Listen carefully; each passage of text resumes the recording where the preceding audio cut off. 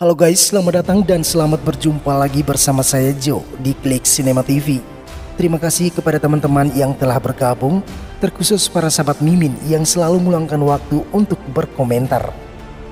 Kali ini Mimin akan menceritakan kisah sebuah film yang berjudul Thank You yang diperankan oleh Naga Chaitanya dan Rasikana. Bagi Mimin, film ini sangat seru untuk ditonton. Oleh karena itu, tanpa banyak basa-basi, kita langsung masuk saja ke alur ceritanya.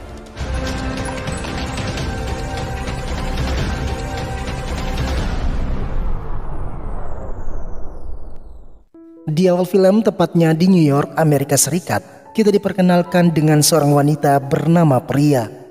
Di pagi itu, Priya seakan tak percaya mengetahui dirinya telah hamil. Kondisi tersebut membuat Priya sangat tertekan karena saat ini hubungan dengan pacarnya Abiram sudah tak lagi harmonis. Priya kemudian menelpon Bibi Sailaja untuk bertemu di suatu restoran untuk menceritakan apa yang ia alami. Priya, sorry Priya, horrible traffic. Bibi Sailaja tentu saja bahagia mendengar berita kehamilan Priya dan memintanya segera menikahi Abiram. Akan tetapi Priya justru menangis sembari menggelengkan kepala. Melihat itu, Bibi izin sebentar untuk memesan secangkir kopi. Nah, disitulah Priya mengingat kembali kisahnya bersama Abiram.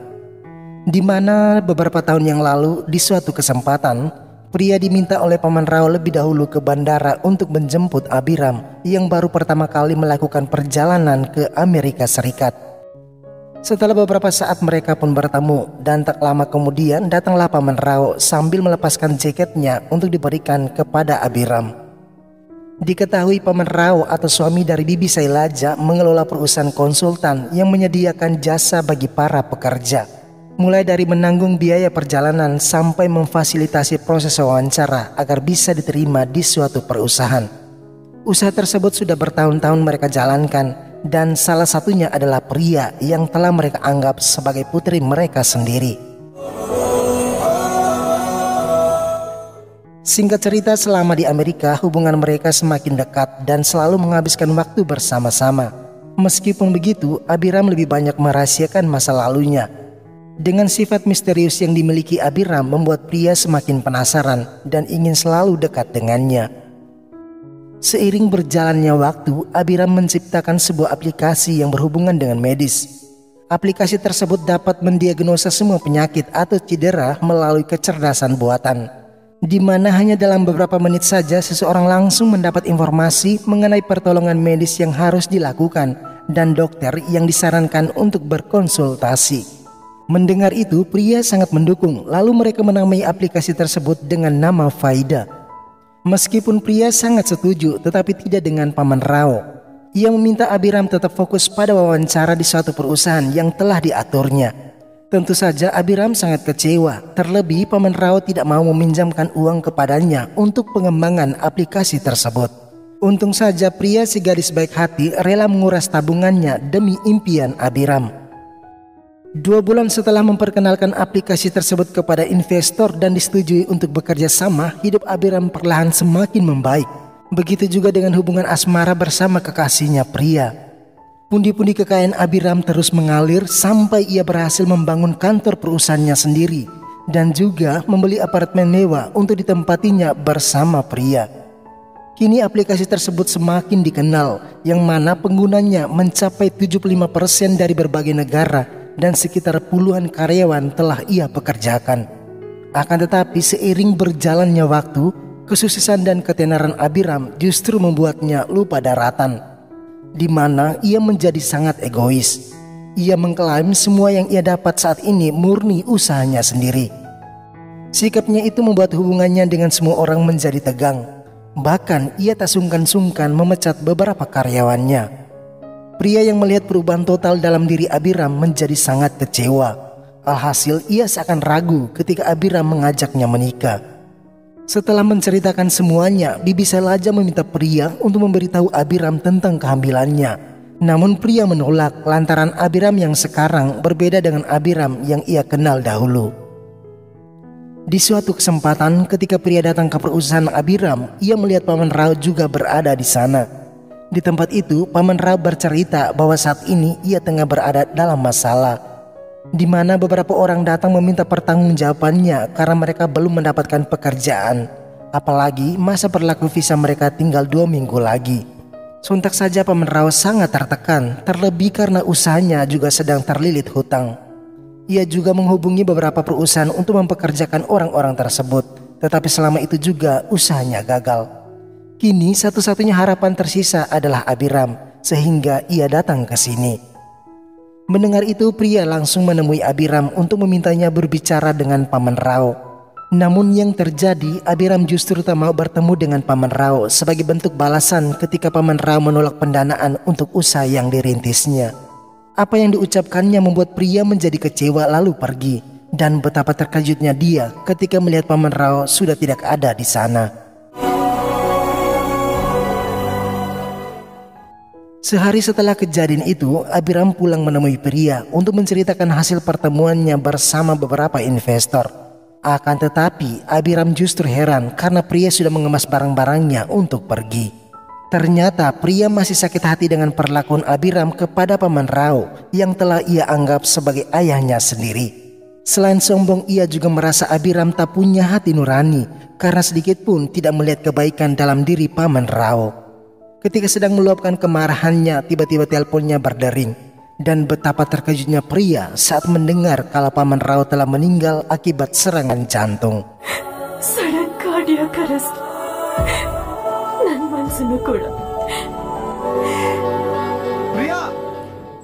Kini Abiram diliputi rasa frustrasi karena pria menuduhnya sebagai dalang atas kematian Paman Rao. Dalam kondisi tersebut, Abiram ditelepon oleh salah seorang investor. Pria itu berkata kalau di balik kesuksesan Abiram saat ini merupakan usaha Paman Rao yang diam-diam menghubungi mereka untuk mau bekerja sama untuk mengembangkan aplikasi yang dirintisnya. Mendengar semua kebenaran itu, Abiram semakin tak tenang. Ia mengalami konflik batin, dan disitulah hati nuraninya muncul untuk mengingatkannya bahwa sekecil apapun usaha seseorang akan sangat berpengaruh dalam kesuksesanmu saat ini. Seketika itu juga Abiram tersadar, lalu kita dibawa ke beberapa tahun yang lalu ketika Abiram masih remaja. Di kala itu, tepatnya tanggal 15 Agustus yang merupakan hari kemerdekaan negara India, ada perlombaan perahu. Abiram mewakili desanya Narayanpuram yang sudah bertahun-tahun tidak pernah memenangkan perlombaan tersebut. Selain demi mengharumkan nama desanya, Abiram juga termotivasi dengan seseorang gadis yang sedang berada dalam mobil. Hingga akhirnya Abiram memenangkan perlombaan tersebut.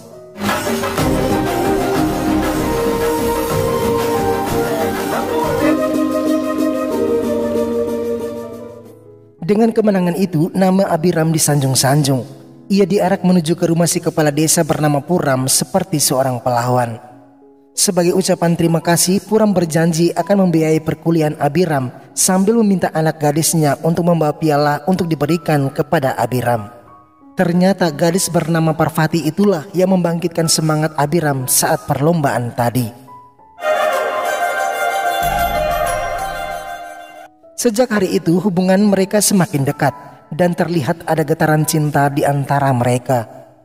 Setiap hari ke sekolah mereka selalu bertukar makanan karena Abiram sangat menyukai makanan yang dimasak sendiri oleh Parvati atau biasa disapanya Paru.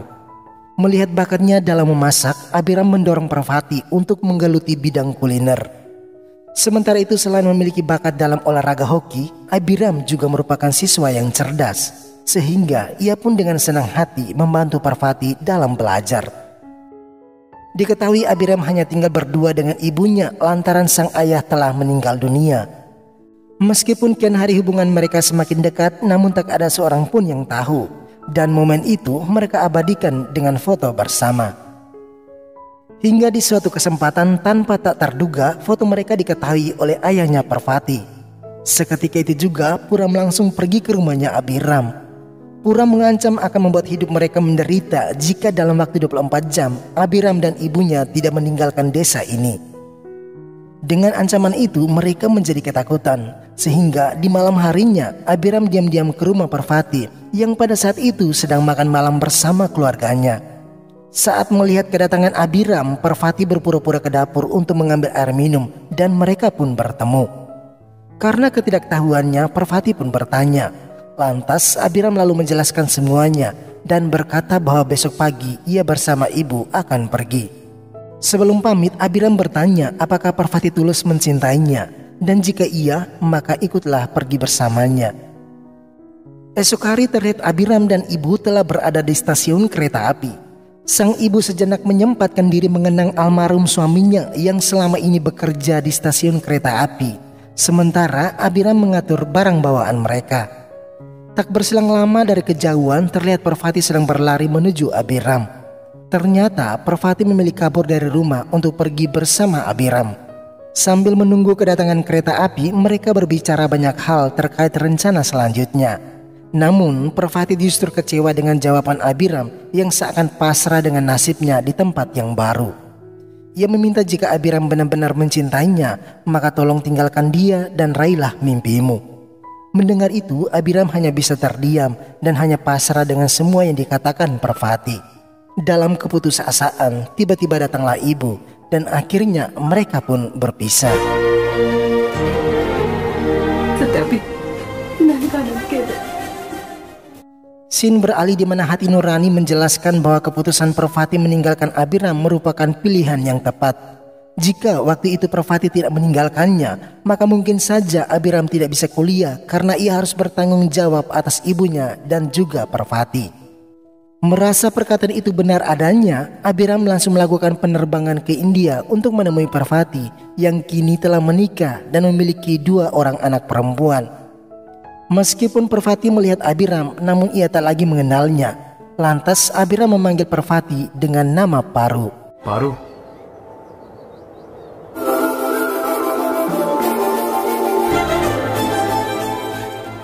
Parvati seakan tak percaya melihat mantan kekasihnya yang kini telah berubah. Ia bahkan berpikir Abiram telah melupakannya karena selama 17 tahun mereka tak saling memberi kabar. Parvati kemudian mengajak Abiram ke rumah lalu memperkenalkan Abiram kepada suaminya. Di sana Parvati juga masih tak percaya mengapa Abiram tiba-tiba saja datang menemuinya. Abiram lalu menjelaskan bahwa waktu itu ia berpikir bahwa Parvati tidak ikut bersamanya hanya karena ia berasal dari keluarga miskin. Namun kini ia sadar bahwa kesuksesan yang ia dapat saat ini berkat keputusan Parvati waktu itu.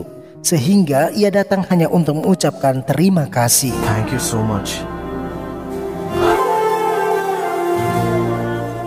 Selain bahagia mendengar apa yang disampaikan Abiram, ternyata Parvati masih menyimpan kesedihan dalam dirinya. Di mana keputusannya untuk kabur dari rumah meskipun tidak terwujud justru membawa malapetaka dalam hidupnya. Karena ia dimarahi ayahnya, bahkan ayah bersumpah bahwa sampai kapanpun ia tidak mau berbicara dengannya. Merasa bersalah atas apa yang telah ia lakukan, maka Abiram lalu berusaha mendamaikan Parvati dengan ayahnya. Parvati. Apa? Salah mama. Kemudian kita beralih ke masa-masa kuliah, di mana selama 3 tahun Abiram dan Sarfa mengalami persaingan sengit yang dipicu oleh siapa yang terbaik dalam pertandingan hoki. Di sisi lain, Abiram mulai dekat dengan saudarinya Sarfa bernama Cinu. Semua itu ia lakukan demi mencoba untuk mengakhiri permusuhan mereka. Hubungan antara Cinu dan Abiram bukanlah sepasang kekasih, tetapi sebagai kakak dan adik. Oleh karena itu, ketika Cinu mengetahui rencana licik kakaknya, lalu membantu Abiram untuk memenangkan pertandingan hoki.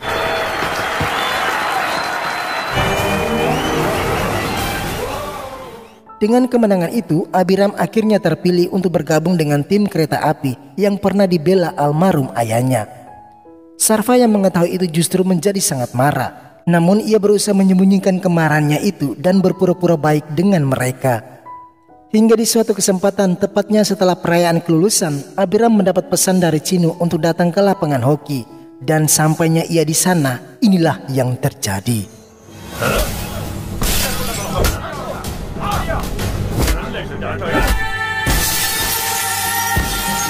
Untung saja Abiram berhasil melarikan diri dengan kereta, akan tetapi tangannya patah akibat pemukulannya itu, dan ia harus terpaksa mengakhiri karirnya dalam pertandingan hoki. Saat ini Abiram ke sebuah acara kampanye yang diselenggarakan oleh Sarfa. Ketika melihat Abiram, Sarfa langsung bergegas ke sana dan memeluknya. Sarfa menyadari kesalahannya sewaktu masih kuliah dan meminta maaf. Di mana 6 tahun yang lalu ia harus kehilangan salah satu kakinya karena bom yang dipasang oleh lawan politik di mobilnya. 4 bulan selama perawatan, ia baru menyadari apa yang disebut dengan karma. Namun ia tak punya kesempatan untuk meminta maaf. Sebagai ucapan permintaan maaf, Sarfa mengajak Abiram untuk bertemu Chinu. Awalnya Abiram menolak karena ia berpikir bahwa Chinulah yang menjadi penyebab cedera di tangannya. Akan tetapi Sarfa segera meluruskan bahwa waktu itu dialah yang mengirim pesan untuk Abiram menggunakan ponsel milik Chinu. Setelah mendengar semua kebenaran itu, mereka pun bergegas pergi ke sana.